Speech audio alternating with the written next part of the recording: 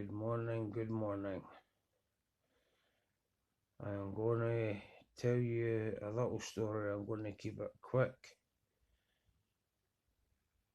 and efficient. I'm going to tell you the main parts. When I was 16 years old, I hung about a shop called Smeaton Shops. Aside all the boys are drinking and smoking. Now, when I was 16, this guy called Roisin Gorgie, my number one suspect that put the gang stalking program onto me. I'll get around to that in a minute. Now he just walks right up to me, and there's about 10 guys sitting at the shops, but he walks right up to me and he says, "So I see you like smoking weed." I goes, "Yeah. You should come up to my bit. I stay at 31 Almond Place. If you ever want to have a smoke, just fire up to my bit." So about 2-3 days later, I went to his house and got stoned. He had the coolest little bedroom, and it had this distinctive smell, this very vague smell, and I liked it. So we're sitting on his bed and we're getting stoned and talking and listening to music. So he says to me, no, he doesn't say to me, it doesn't get till 2002. We're standing in my living room in my house, and just out of the blue, he says, that acid's affecting you, isn't it? I said, what acid? He said, the acid I put in your tap water. I know someone who puts in the waterworks department. And then he giggled and laughed. So that kind of made me a little bit uneasy. And the next thing he said was, "Stuart, I've seen through your eyes. I've seen your dick before." Now, that back in the early 2000s, there's neuromonitoring technology out where you can see through people's eyes. Now, I don't know if that technology was out back then in 2002, 2003. I don't know if that technology was even available. But anyway, he says that. So about a week or 2 weeks later, I had a GP's appointment, a doctor's appointment. And I think I had a sore knee or a sore leg or something, I can't remember. So I brought those two things up to my GP, and my GP said, "Would you like me to refer you to psychiatry?" Now, me at 22, 23, I didn't have a clue about psychiatry. I thought about it for a few seconds, and then I says, "Yeah, why not? Go on then." So about a month later, I get a letter through my door, and it was by my shrink, Dr. Joan Galloway, evil woman. All psychiatrists are evil. So I'm sitting chilled as a cucumber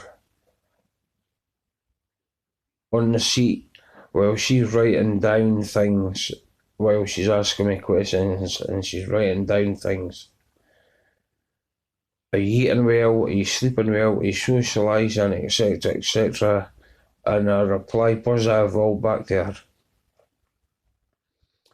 And then she turns around and she hands me a script for top dose of olanzapine antipsychotic medication. Now, that should never have been done. She should have said to me, "Just stop hanging about with him and your life will pick up." And that's all I should have done, is stopped hanging about with him. But the laughs we got was unbelievable. I loved his company. But he sat reading my mind as like it would go quiet, and then he would come out and say exactly what I was thinking. But in but in a way, he puts a story to it, and he giggled. He did that all the time, did that numerous times, and I got to the point where I had to mix up my thoughts because it started affecting me. So back in 2006, 2007, we were standing at his mum and dad's front gate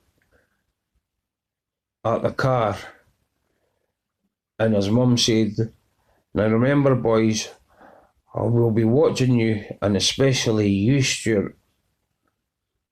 Now, why would the mum say that?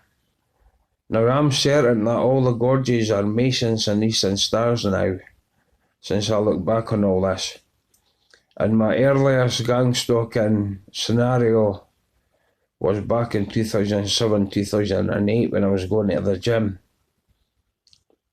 I remember I came out the gym toilet and I walked to another toilet in America as a shopping centre, and I took a pee, and then this guy followed me from the toilet to Woolworth. It's a shop that's shut down now. It sells everything. And he was looking across over the shelves at me, and that made me uneasy, so I got out of there quickly. And another one was that I could relate to gang stalking was I got stopped by 3 cars in one day getting asked for directions. Now, that I thought was weird. Maybe getting stopped by 1 car a day, getting stopped for asking for directions, but not 3 cars in one day. So Ross was a very jealous guy. Roisin. I call him Ross. Everybody calls him Ross. I haven't seen him for 5 years.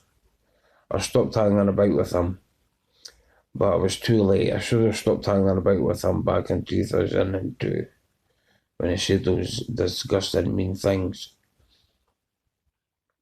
He's a sick pig, and he's a womanizer, and he treats women like shit too. He doesn't even deserve to live. So anyway, that's just a few things, right? I was about to write a book in 2015. I was looking for a publisher as I didn't know what to do, so I was going to write a book in 2015, and that would have been my 5th year period of being a targeted individual. Now, this Roisin was 16 at the time when he came up to me at meeting shops and spoke to me. Now, was Roisin a gang stalker at 16 years old? Was he sent to me? And all those things he said to me, was that all gang stalking related? I'll let you decide. Take care for just now, and if you have any comments, please leave a comment, as I'm willing to talk about this. Bye-bye.